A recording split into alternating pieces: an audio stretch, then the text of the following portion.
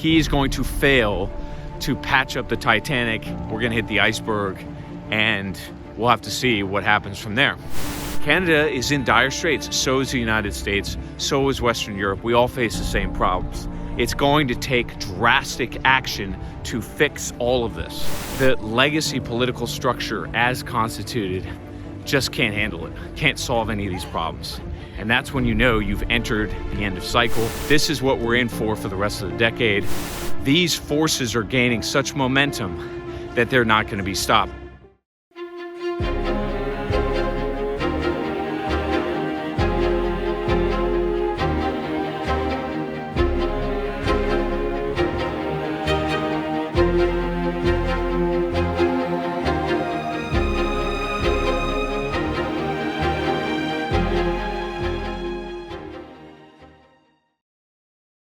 Welcome back to Men and the City. This is the first video I've made for about a month or so, primarily because I've been traveling. So for those of you that have been waiting, sorry for the delay. More videos are coming in the near future, but probably not until February. So I'll keep you posted on that. In today's video, which is really just an update on where we are, I suppose, I'm going to talk about the future. So today's video is going to be called The Outlook from 2025 until 2030, and I'm going to pick up on some themes that I've talked about in recent months, really since the election of Donald Trump, which has got a lot of people jazzed in the US. It's stirred some controversy around the world, but I would say on the whole there are a lot of people that are pretty optimistic. But in today's video I'm going to talk about 5 things that we can expect to see really intensify, accelerate this year all the way into the rest of the decade. So the first major theme of the second half of the decade is the failure of the Trump presidency. Now, I've been on some podcasts in recent weeks talking about the Trump administration in very unfavorable terms. It's not that I disagree with a lot of what he's trying to accomplish, obviously, but ultimately, what Trump represents, as I've said before, is a system that's dying, attempting to reform and save itself. And it's just going to be too little, too late from Donald Trump. Let's talk specifics. Right at the outset, Trump has to deal with a fiscal crisis. This fiscal crisis is no regular crisis, okay? We have finally crossed the Rubicon fiscally. We've got closing in on $40 trillion worth of on-balance sheet debt. Obviously, we've got at least $100 trillion in off-balance sheet debt, and that's rapidly accumulating. The compound effect, in other words, is beginning to work against us.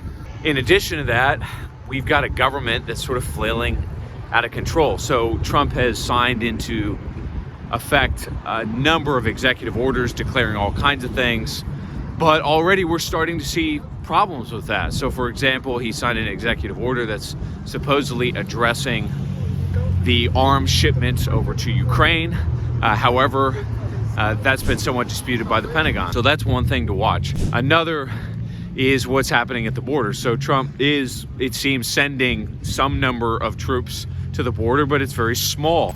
Troops on the ground in San Diego, a part of President Trump's promise to crack down on the situation at the southern border. Friday, Sky 10 saw troops at the Imperial Beach. And he conspicuously failed to enact the Insurrection Act. Now, why is that? A lot of people are somewhat puzzled by it, understandably so. Declaring a national emergency is simply not enough. And remember that this is not a border crisis anymore. This is an existential crisis that the nation faces. Now, I'm in Canada at the moment. I'm in Vancouver, which is a beautiful city. And Canada in general is an incredible country. It has tremendous resources. It's got a lot of human capital. It should have a robust energy sector, but the whole country is falling apart because it's been overwhelmed by foreigners. It's been overwhelmed by a very negligent government and a kind of culture that's completely beta-sized. And so despite the sort of beauty that you see around me and the abundance of resources, et cetera, Canada is in dire straits. So is the United States. So is Western Europe. We all face the same problems. It's going to take drastic action to fix all of this. a single administration and a president passing executive orders, that's not going to be enough. So why didn't he pass the Insurrection Act? Well, because he doesn't really have control of the government. And there are certainly political advisors warning him that his own party could impeach him if he pushes too hard. And that could absolutely happen. The Republican Party doesn't represent Trump's agenda any more this time than they did last time. Mike Johnson, the Speaker of the House, and others, they're against him. So the first theme here, folks, is that Trump and his presidency will fail. He's going to fail, and fail egregiously, not because necessarily of his own incompetence, although I think that's part of it, not necessarily because of the resistance against him, more than anything because of the fiscal catastrophe that we face and a combination of all these other things that I've mentioned. So he's going to fail to patch up the Titanic. We're going to hit the iceberg, and we'll have to see what happens from there.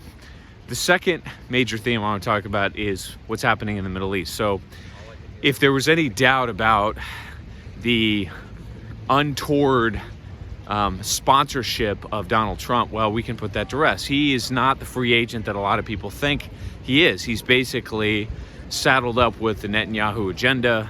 He wants to push 2 million people in Gaza, or whatever population is left, into Egypt or nearby Jordan, and grant the Israelis complete monolithic control of Israel. And that may extend to the West Bank as well. And there's another 2 million people who live there. I'd love you to take on more, because I'm looking at the whole Gaza Strip right now, and it's a mess. It's a real mess. So you'd like Jordan to house people from Gaza? To take people. I'd like Egypt to take people. I'm talking to General El-Sisi tomorrow, sometime, I believe. And I'd like Egypt to take people, and I'd like Jordan to take people. You're talking about probably 1.5 million people, and we just clean out that whole. The region is incredibly fragile and unstable as it is, but this act may, if it comes to fruition, push Egypt into the hands of the Muslim Brotherhood. It will almost certainly destabilize Jordan, and that will spread to other Arab countries in the region. Never mind the fact that the Turks, who are definitely hostile to Israel, are now in nearby Syria and trying to reclaim past Ottoman territory. Now, a lot of people are skeptical of Erdogan. They don't really know what his agenda is, and he does appear to be a fairly mischievous person. But however you slice it, some kind of major conflict between the Muslim world and Israel is on the cards. And obviously the Israelis are primarily focused with stirring up trouble with Iran, and it seems as though Trump will go along with that, which means the United States will be plunged into that mess as well. Israel, a government commission headed by former Council Chief Jacob Nagel, has released a report on the defense budget and security strategy. It says the country needs to prepare for a possible future confrontation with Turkey. The Jerusalem Post writes about this. The document mentions the rise to power of pro-Turkish forces in Syria. It is noted that the unification of groups loyal to Ankara in that country poses a threat to Israel's national security. Either way, the region is destabilizing. You're going to see a regional war in the Middle East, and we, the United States, and presumably other Western European powers who are beholden to or corrupted by the State of Israel and the Zionist project, we're going to be drawn into this. How much escalation occurs, I don't know. But at the minimum, you're going to see a regional war in the Middle East, and it's probably going to start to really escalate this year when Israel and Iran finally kick things off. So the second major theme is there's going to be a regional war in the Middle East. How bad is it going to get? I don't know, but it's going to be very severe, and we're going to be drawn into it. The third major theme is the continuing demolition of the European Union. Now, you know, I've listened to a lot of analysts and people that understand the mechanics of these things. They sort of evaluate economies, institutions, political structures. They tend to be very unimaginative in their analysis because they look linearly at things. They think that exiting the European Union, for instance, is a sort of mathematical or logarithmic process. It's not. If the French decide to exit the European Union, which I think is eventually coming, they're going to do that. They're just going to jump on that grenade. There is no broad-based support for the European Union. There never has. It's purely a project that's centered in the elites, and the elites are losing power. They're losing power in France. They're losing power in Germany. They're losing power in England. Across the continent and beyond, they're losing power. And remember that financially speaking, the European Union is completely falling apart. The economy is in recession. Yields are rising in the government sector. Bond markets are ablaze. And so you're going to see more governments fall. And that's going to put added pressure on the European Union as major countries like France basically say, look, we want the Germans to backstop everything, or the Germans try to implement immigration reform that the European Union tries to stop.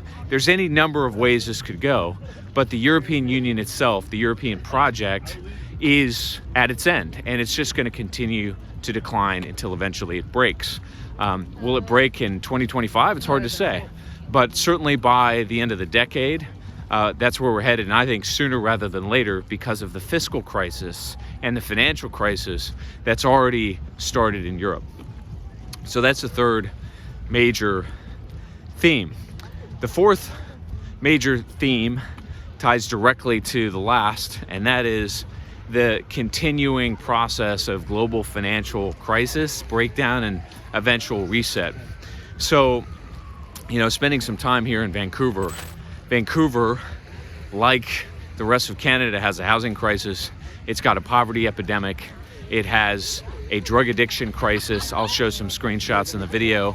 This city on the surface looks okay, but the reality is beneath the surface, there's real trouble. The economy is just not robust and strong. Now, we're seeing this manifest all over the Western world. Remember that the United States supposedly has a great economy. Well, average families are living paycheck to paycheck. We have over $1 trillion in credit card debt. I'm hearing that there are cracks in the residential real estate market, never mind the commercial real estate market. And as I said earlier, we have a fiscal crisis, and that means that the only engine of real economic growth, if you want to call it that, since COVID, which has been stimulated by government spending, that's almost certainly going to contract as well. And if it doesn't, then the bond vigilantes are going to force it to adjust. And my guess is that's going to be very painful. The broader context, however, is that the dollar system as it stands just doesn't work very well. It's broken. And that's why you're seeing this massive migration into gold, particularly in Eurasia. It's why you're seeing the emergence of alternative monetary blocks like BRICS. It's why you're going to see further disruptions in the banking sector. And remember that as interest rates continue to rise, as mortgage rates go up, you're going to see more defaults. As interest rates on the 10-year Treasury continue to soar, you're going to see banks blow up. What does that mean? It means bank runs, akin to what we saw a couple years ago in Silicon Valley Bank, Credit Suisse. 4 decades after its creation, Silicon Valley Bank was the 16th largest bank in the U.S. It took just a day and a half for it to fall apart. Other major global financial institutions are going to break. Interest rates are not coming down. There's a housing crisis in Vancouver. There's a housing crisis in the United States. There are similar problems in Western Europe.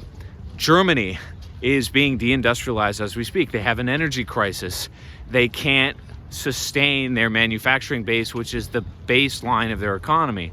And that ultimately, like I said, transcends politics. So the political system, which has no answers to any of this, is going to break. So you're going to see a financial demolition. It's underway.